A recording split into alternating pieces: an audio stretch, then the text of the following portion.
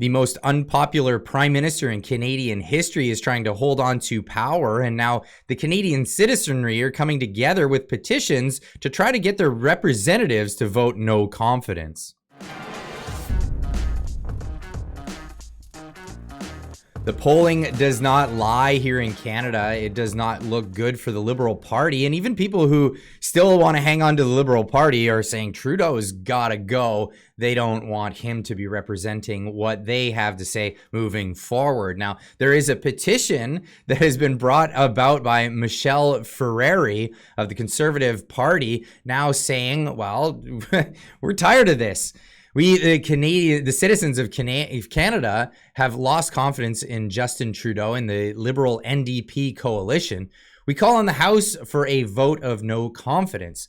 We ask for an election 45 days after the vote if, one, the current government elected is not acting in the best interest for all Canadians. That would be true. I'll leave a link in the description down below where you can go find this petition. You can go sign your name on it. And if enough people that watch this video go ahead and do that, we're one step further towards them seeing this. And I know it might be a symbolic act, but if you put your voice in and they still don't listen, well, this is when the tides change, is as they stop listening, because people are really fed up. And here's Marty up north on Twitter promoting this, saying, who thinks the alliance between Trudeau and Singh is not in the best interest of Canadians?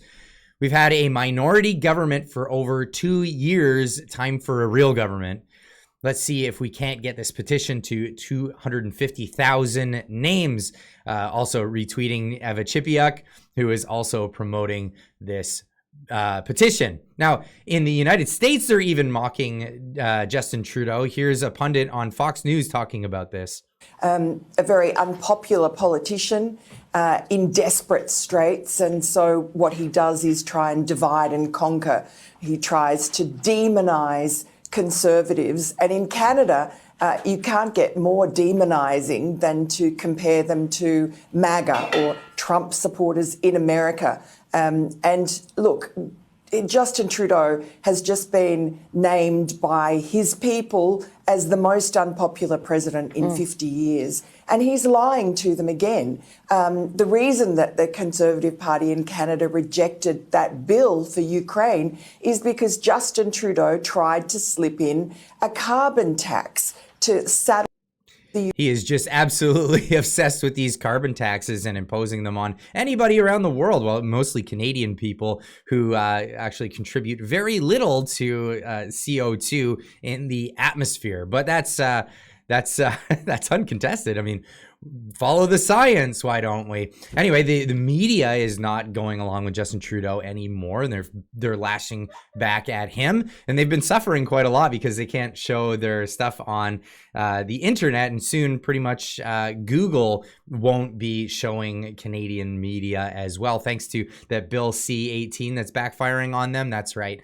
Well, you broke me. Congratulations. Inside the thoughts of the Canadian economy, writes the National Post. Dear Diary, perhaps one day surviving remnants of the Canadian economy can be preserved in national parks and slowly reintroduced into the wild. Yes, this is the epitome of Canadian passive aggressive writing in the media, and making fun of the Canadian government, making fun of Trudeau's government along with Chrystia Freeland.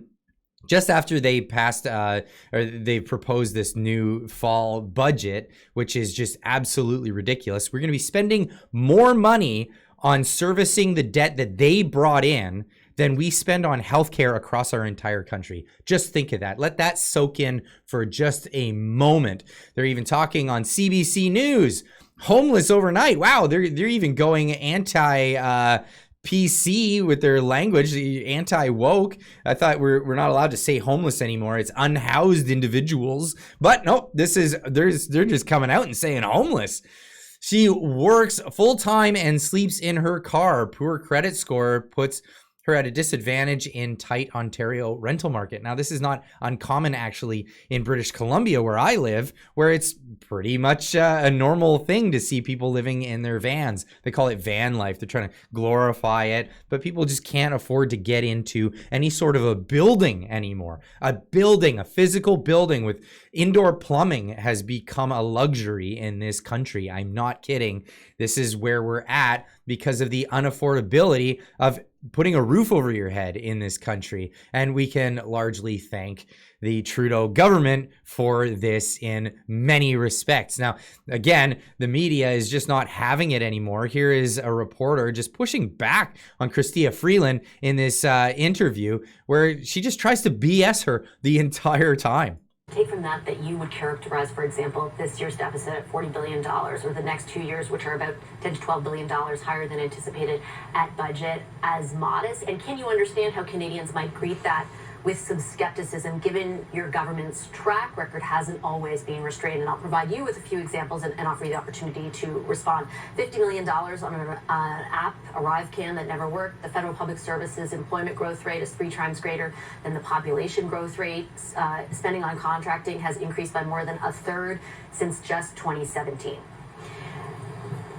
Yeah, truly thank you for the question, because but I'm not going to answer it. I believe from all the conversations I have across the country that Canadians understand now is a time we need to invest. I find people are particularly focused on investments in housing. I find certainly... Okay, so this is a thing that the Trudeau government believes, and you know, some people in Canada believe this. Many people do not. Most people know the difference between the government investing into things or the government getting out of the way and allowing for Canadians to invest in things. There's a large difference. And we all know the difference that when the government does something, they do a terrible job at it. We've seen this throughout history. We've seen this throughout many countries. Just look at the auto industry out of Russia. I mean, that was the laughingstock forever. When it was the Soviet Union. The governments that try to take over industries do terrible jobs of it. And some people call it socialism. You could call it what you want. It's largely what they're doing is they're socializing the risk. They're putting that on the taxpayer, and they're giving all the profits away to foreign international corporations. And that's really where it comes down to, even to the point where these new battery plants that are going up in Ontario, we find out that the companies that they gave the money to, they're not even going to be hiring Canadians. They're going to be bringing Koreans, thousands of Koreans, to come over to build these factories and then leave with that money. This is a thing that they're investing in. That's their investment. Parents and grandparents very focused on childcare. I think, but that's different than the examples I laid out with respect. I'm gonna get to those. I promise. Yeah, you promise. People are really aware that we need to invest in the industrial transformation of our country, and I think people really want to know that we're doing it in a fiscally responsible way. I think that's kind of the base setting of Canadians, and I agree with that.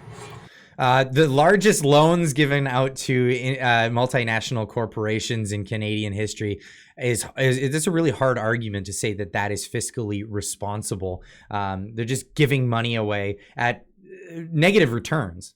And I think it can be hard for people to judge, is it fiscally responsible or isn't it?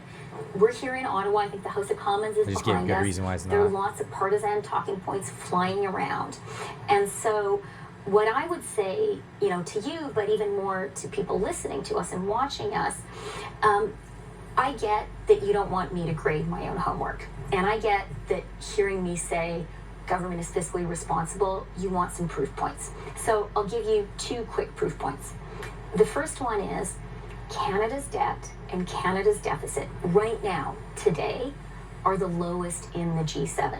That is significant. Second thing, and this speaks to, I don't believe we should grade our own homework. I don't expect you to want us to grade our own homework. There is someone out there whose job it is to give us a grade, and that is quite literally the ratings agencies. And the grade that the ratings agencies are giving Canada right now, today, is the highest grade possible. a AAA credit rating. And But that just is because I have a good credit rating from my bank, does that mean that I should increase the size of, the staff that I have at my workplace, or, at a pace faster than is needed, for example, in the public service? I mean, you've admitted to that pace perhaps being too fast, in that the cuts that you're now looking to make over the next 5 years are all focused on that. That's absolutely correct. Why would you increase the amount of spending that you're doing just because your credit rating is good? This is a time, especially when we're in an economic downturn, to slow down how much we're spending and possibly allow for investment to take place in our own economy, not increase our spending. The rating that the agencies give us is based on where we are today, and it's based on what they think is sustainable going forward. So they're looking at two things. They're looking at how strong is the economy and is it growing? So they understand you need it's to make negative growth investments to be sure you have growth. And what they also think about is the rate of investments in line with the expected rate of growth, with the return on those investments. That's what they're expecting of us. I think broadly that's what Canadians expect of us, and that is what we are absolutely committed to delivering. Well, that's great. We've had 2 quarters consecutive of negative growth in Canada. That's the definition of a recession. Now, politicians are very, very weary about labeling it that, even though that is actually the definition. Now, Pierre Poilievre came out to speak out about just how reckless they are. We're calling on Trudeau to cancel his planned quadrupling of the carbon tax. You heard that right. Trudeau plans to quadruple the carbon tax. I will axe the tax, but in the meantime, until such time as we can have a carbon tax election that I will win, I propose a compromise. No more hikes. Don't quadruple the tax, Mr. Trudeau. People can't afford it.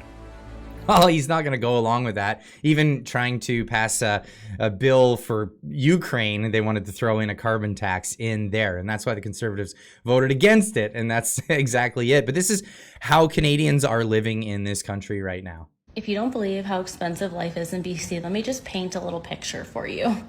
So I just went grocery shopping and I spent $102. And this is what I got. A pack of salami, some sausages, some blackberries, raspberries, some soup. My kid really likes that stuff. I got some bagels. I got a case of these little yogurt things he likes. I got a melon, some eggs, and a chicken for $102. Do you know how long this food's gonna last me? Probably like 2 to 3 days. So you're supposed to spend $300 to $400 to $500 a week just to feed your family now? Like, that's sick. That is absolutely sick. That's where we're at here in Canada. And while we're there, the politicians are doubling down even more. Blacklock's reporter reported that the government should, this is what Sean Fraser MP said, government should provide a free home to anyone who cannot work. This is what he said. He calls it the taxpayers, calls it the least the taxpayers can do in a country as wealthy as Canada. We are wealthy? At what point, when Canadians can't afford to buy food, are we a wealthy nation to the point where someone who claims that they cannot work gets a free house? We're in a shortage of housing, and they're bringing in more and more people every day. It's just completely unrealistic. Please go sign that petition. Let's try to get a vote of non-confidence for this government, because there is no confidence in this kind of thing. And anyway, tonight we'll be on, or this evening, this afternoon, I'll be on the Allison Morrow show live at 4 p.m. Eastern time. So go check that out. if you're available. A link will be in the description down below for her channel. Go check it out. I'll be live there and we'll be doing commentary on the whole Canadian situation. She's, of course, American and largely talks about American news, and has me on every once in a while to bring a little recap of what's been happening in Canada. So go tune into that. Again, link in the description down below. And as always, we'll see you in the next one. Keep on trucking.